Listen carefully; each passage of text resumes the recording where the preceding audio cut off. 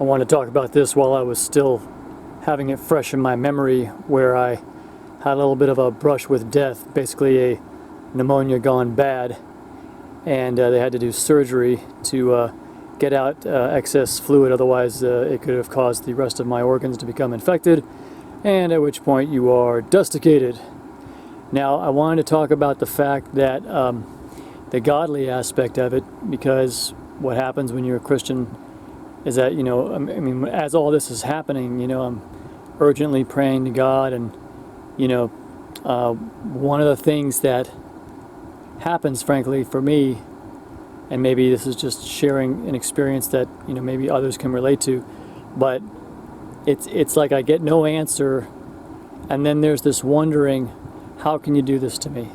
No one wants to talk about their rebellious thoughts towards the Lord, because it looks bad, it sounds bad, it's not good form, and you don't want to be, spreading, kind of like, because there's some people who they get a rebellious attitude and they start talking in certain ways, and you can kind of hear it that their heart is sort of turning against the Lord. I don't think I experienced any of that. Because I mean, early on in my Christian career, I certainly did. But as I became more mature and I realized, God is good and upright in all of His ways, and you can see the purity of His Word, and you know that when He says that, He is, everything that He does is for good. I mean, He also does evil, but ultimately it's for good, and that He is good and upright in all of His ways, and that there is no word or thought or counsel against the Lord. You understand that you're talking about a being that's beyond reproach, certainly by us, but I think beyond reproach, period. In other words, that all glory is within. Absolutely no personality flaw. The Lord doesn't sleep nor slumber. He is perfect, good, and upright in all of His ways. But it's still, when your life is on the line, and you're at death's door, and there doesn't appear to be any mercy from the pain, you just keep, crying out to God, please help me, because when you're so, because I was really hurting bad, and when this was going on, coughing up blood, I'm losing weight, and I'm all, right now, I'm just jelly, man. I really hope I can get my strength back, because I was already a slender man, and now I'm like emaciated, dude. I'm like, I dare not step out without my shirt, if you know what I mean. So it was that bad, and I wanted to just to share that,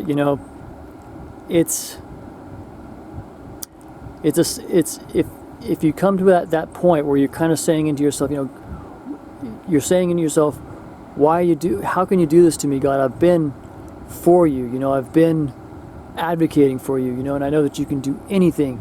You could heal anything. You could have prevented this from happening. You could have healed me afterwards, or whatever, and not let it come to this point. Just as a matter of protecting your servant, who's been trying to do the best that they can to serve you and be a loyal subject of your kingdom. But it's not about that. It's much deeper, and because what's happening is it's also a trial of the soul. And I'm not saying I have all the answers or anything, like I really understand all this, but I just wanted to share that it came to me about this, the overall thought came to me about this, that suffering is just simply a part of sorry, it's really hot here, of the whole thing. You just have to go through this this pain and suffering, and that it's part of the journey. And one of the things that gets me, as you're in the hospital and you see a lot of other people, brought in with various, problems, and they're crying out, and no one wants to think about all the things that can go wrong with the human body when, in normal life. But when you're forced to, you're in pain, and then you're listening to all these other people in pain, it just, it puts you in a modality of thinking. And I pray to God to be, bind any demons of negative thoughts about the future, because I just was saying to myself, this is just crazy. It's like I don't even want to, deal with it all. It's like, and I even had that thought as a kid when I got hit by a car and I was in a lot of pain then. It's just like I just said to my stepdad, I remember I said, I just don't want to do all this. It's just so painful. Like I just want to, don't want to do it all. And that thought of despair can come upon you, friends. And I just want to say that I don't think that means you're a weak or bad person, or, it's just that can happen, and to realize that a wordless, without explanation world of pain, suffering, and loss can occur, and with no answer, like I said, from the Lord or anything about it. And it's just a big minus from what you had before, even if you can't figure it out. Now, as I've always said, when something goes wrong, I always ask myself, is it a reproof? And in this case, it hasn't dawned on me. There was a few minor things, like I need to be a better steward of my body. Don't eat fast food so much. I really don't eat it that much, but occasionally, I'll have a fried chicken sandwich over at the burger joint or whatever. Or I have a burger or whatever. And I got a message about that needs to be something I need to stop doing. You need to be a better steward of everybody. Never eat that stuff. At least, as best as you can. I mean, sometimes you might find it unavoidable, but I mean, usually, almost always, there's a healthier alternative, even if it's not as yummy and tasty. And I don't mean to be a hypocrite, because I certainly haven't mastered. In fact, just now I just bought some ghee dunk. That's what we call junk food in the Navy at the store, and chowed down. But in this case, I need to gain weight, man. I mean, I don't want you guys to see my arms look like, oh my God, like something out of a movie about history. So yeah, it's but God gave it to me, and this was the life, this was the challenge, this was it. And I can say that in a moment of, when I don't feel quite so rotten, but in other moments, I'm just as doubtful as any sinner or ungodly person about it all. So really, it's hanging by a thread in a lot of ways. And in some ways it's strong, in other ways it's just paper mache thin. But I wanted to say that if this ever happens to you, that again, it can just be a without explanation, big minus, but it's ultimately going through it.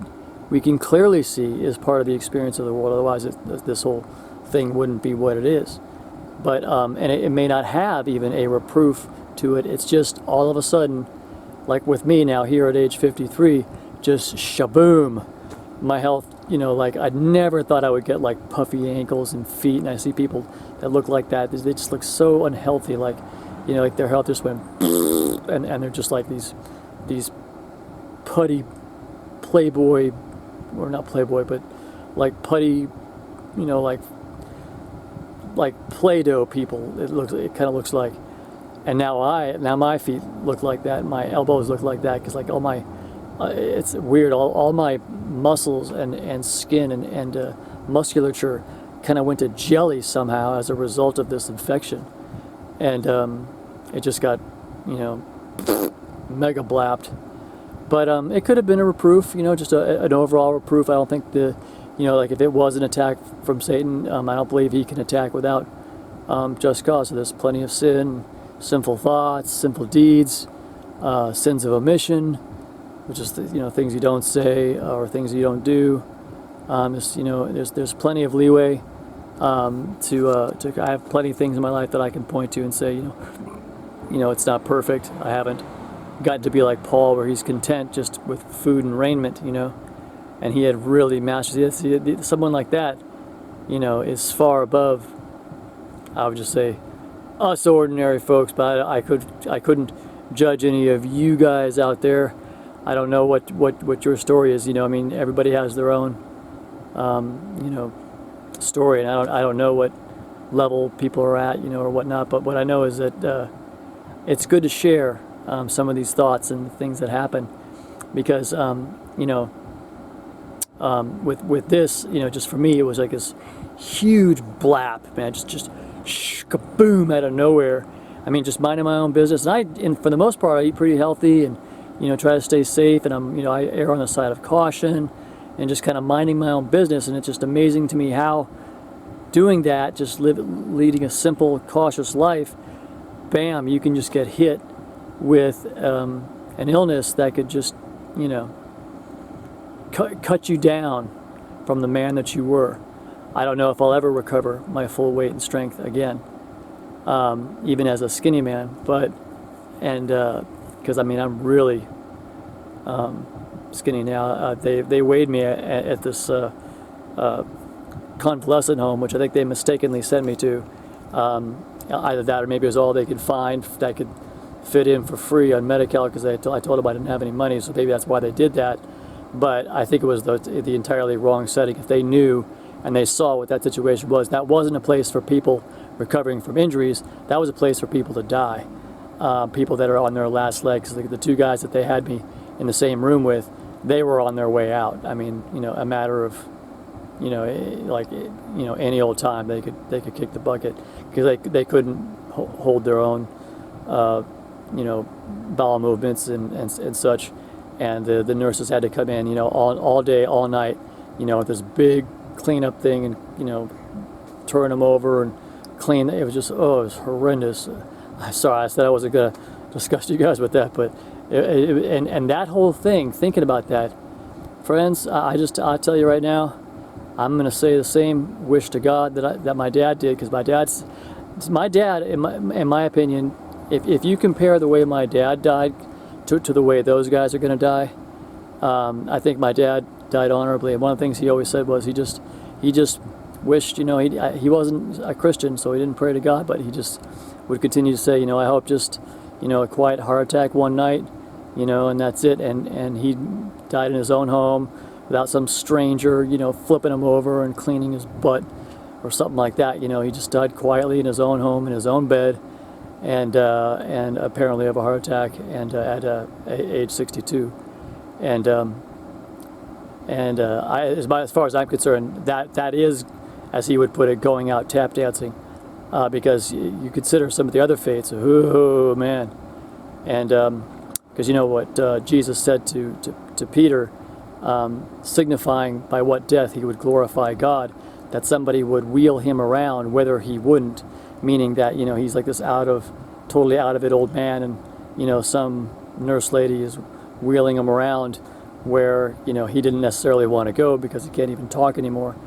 And that, to me, personally, that is how some people die, and that's, of course, and he was one of the 12, so he was not, some sort of slouch, or, that punishment for, the fact that he denied Jesus 3 times before the cock crowed. But it's just that that's the way some people go.